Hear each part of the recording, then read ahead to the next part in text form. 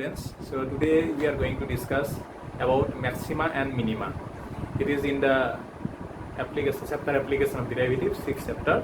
So in that chapter this topic is there, maxima minima, that we are going to discuss now.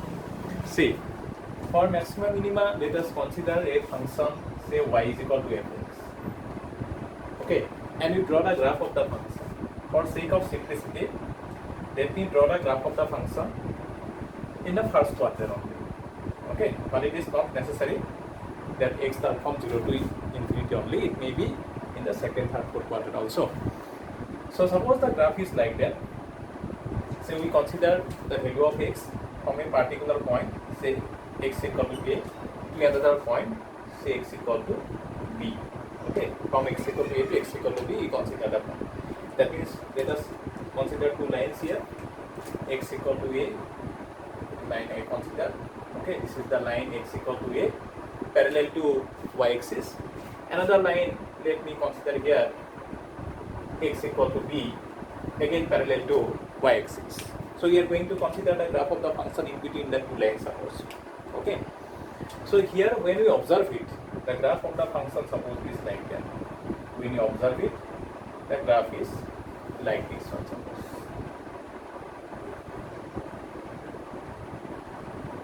Right. Okay, it is in this way. The graph of the function is like that. So if I observe here, let me mark some points and you observe that point.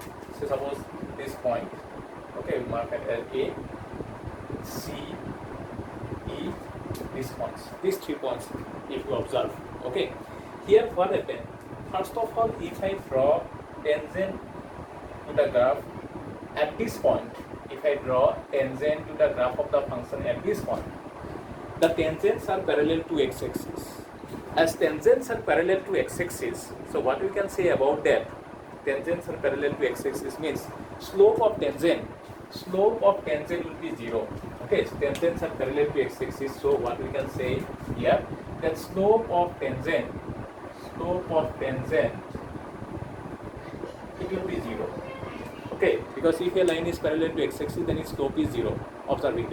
So slope of tangent is 0 means what is slope of tangent? It is the geometrical meaning of derivative, so dy by dx is 0 here. First of all, you observe that. Second thing, if you observe here, on the left side of point A and right side of point A, what you can see? The graph is moving upward. When the graph is moving upward, as you move from left to right, we call it as increasing function. I think that remember. So here it is increasing. At point A, it stopped to increase. Okay, and then it takes a reverse turn, an opposite turn, and comes down on a start to decrease. Okay, so here in this portion, if I observe, only focus on this portion. Okay, only focus on this portion. At this portion, what happened? The graph is moving upward. At a point A, it attains the highest value, highest y coordinate. Okay, if I observe only this portion, y coordinate means what? Distance from x-axis, and in function y coordinate means what? The image of x. So fx. So here you see at point A, it got the highest value of fx, and then after that it start to decrease. Again, if I consider this portion of the graph, only this portion of the graph, if I consider, the same thing happened here at point C.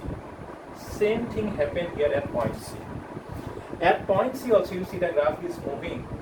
It attains the highest value of y coordinate, highest value of the function fx, and then start to decrease. Same thing you can observe at point E also. So separately, if I consider the portion of the graph, suppose I consider this portion only, then at point A, fx is highest. Here at point C, fx is highest, maximum.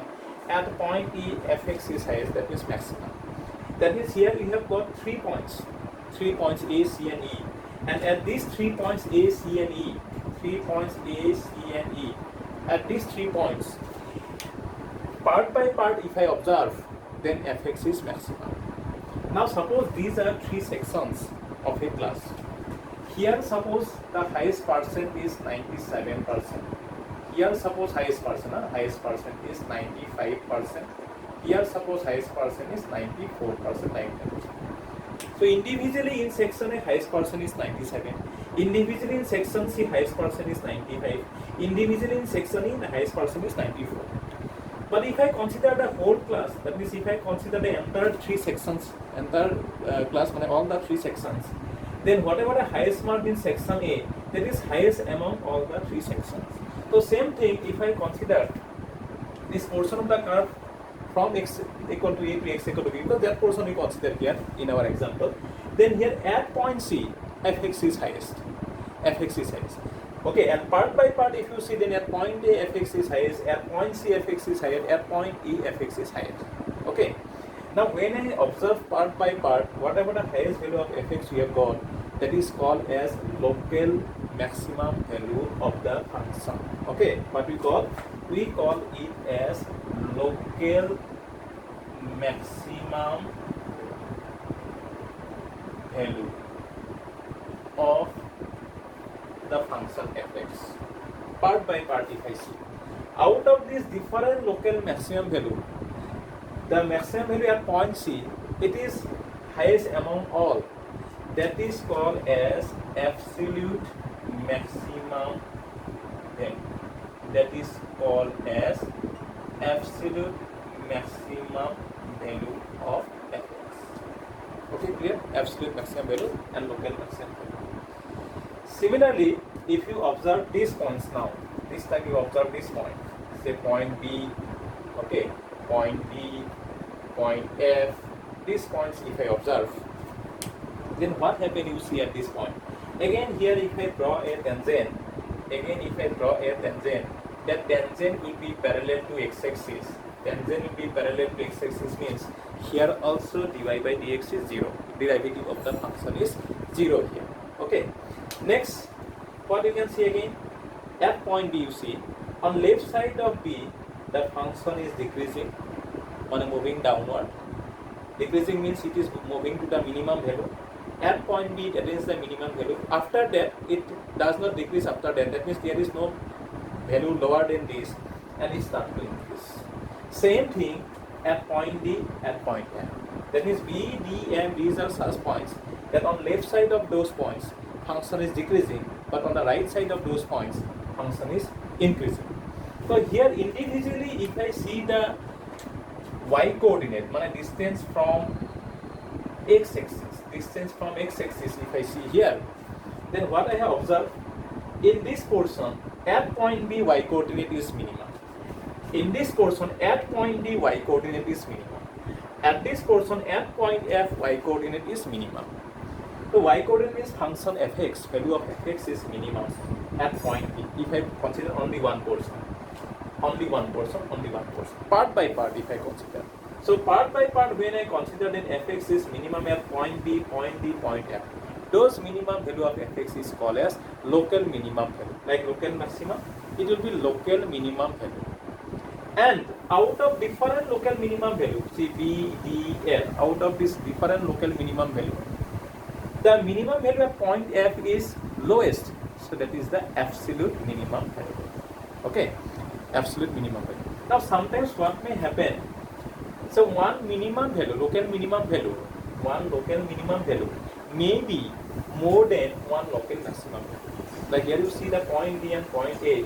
At point A we have got local maximum value, and at point D we have got local minimum value. But local minimum value also can be more than a particular local maximum value. Means if I go to this example again, if I see the lowest mark, suppose here the lowest mark is 95%. Here lowest mark is suppose 91%. Here lowest mark is suppose 90%. Now see, the lowest mark of section is more than the highest mark of section E. So it may happens like that. It may happens like this also. Okay. Now here, one thing we come to know, that to obtain absolute maximum value or local maximum value, or to obtain absolute minimum value or local minimum value, one condition is that these values are obtained at those points of the graph where the tangent is parallel to x-axis or where dy by dx is equal to 0. that is to 0. dy by dx is equal to 0. So, and these points are called as stationary point or critical point. That means we can find out the local minimum value of a function, or local maximum value of a function, or absolute maximum value of a function, or absolute minimum value of a function at the point where the derivative of the function is 0. Okay, clear? Now suppose your function is like that. Say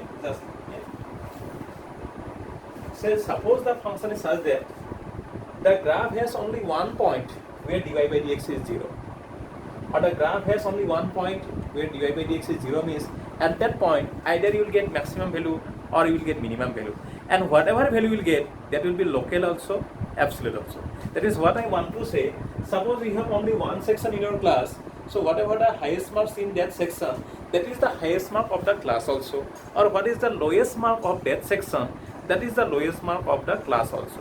So if there is only one point in the graph where dy by dx is 0, and at that point is, suppose it is like point A, only one point is there like point A, so that will be the local maximum also, absolute maximum also. Or suppose there is only one point like point B, so that minimum value will be local minimum also or absolute minimum also. Now here you see in this NCERT book, whatever the questions are there, that is for your board exam, whatever question comes, in those questions actually you are asked to find out absolute minimum value, but you will follow the method to find out the local minimum value, or absolute maximum value is asked to find out, but you follow the method to find out the local maximum value. Okay, why and how to find it, I am going to explain now. So just now I told you that suppose there is only one point where the derivative of the function is 0. Okay, so let me consider a function y is equal to fx. Let me consider a function y equal to fx, be a function. How to find out the local maximum and absolute maximum value? See, for that, first step is what? First step is you find dy by dx, first order derivative, and this square y by dx square, second order derivative. You find that. Step 2, you solve an equation. What equation? dy by dx equal to 0. Why? Because we already know that when dy by dx is 0, at that point only you can find out maximum or minimum value of the function. And say there is only one, you have to solve for independent variable x. So dy by dx equal to 0 for x, and let x equal to a be the possible solution. That means you may get many solutions. Out of that, suppose there is only one possible solution. Only one possible solution means there is only one point where dy by dx is equal to 0. If there is only one point, so whatever the maximum or minimum value will get, that is local maximum also, absolute maximum also. That's why this is a method actually to find out the local maximum value or local minimum value. But as there is only one point where dy by dx is equal to 0, so that maximum or minimum value can be considered as absolute maximum or absolute minimum. Okay, now when dy by dx is equal to 0, x equal to a, you have got the solution. So at x equal to a, the function may have maximum or minimum. How to decide this? For that, let us move to step 3. Step 3, what you have to do? you have to find d square y by dx square when or at x equal to a. Okay, symbolically we can say it as d square y by dx square at x equal to, that you have to find it out. Now this will give you two conditions. What are the two conditions? If this value d square y by dx square at x equal to a is negative, less than 0, then fx is maximum at x equal to a. And if d square y by dx square at x equal to a is positive, then fx is minimum. Minimum means local minimum at x equal to a. That means in this condition, maximum value is fx at x equal to a, meaning fa, and in this condition, minimum value is fa. Okay, so fa is maximum value, x equal to a is maxima. fa for this condition, fa is minimum value, and x equal to a is minimum. Okay, so this is the introductory part or concept of the topic maxima minima in your chapter 6 application of derivative. Okay, so I think if you watch this video, then it will be easy for you to solve the problems of that exercise. Okay, and if we go through the last year's question papers, then we can see that 6 marks question comes from this topic. Okay, so important chapter, important topic. So this is the concept. Hope you can understand this and it will help you to understand the concept. Okay, so bye bye all of you. Thank you for watching the video. Bye bye.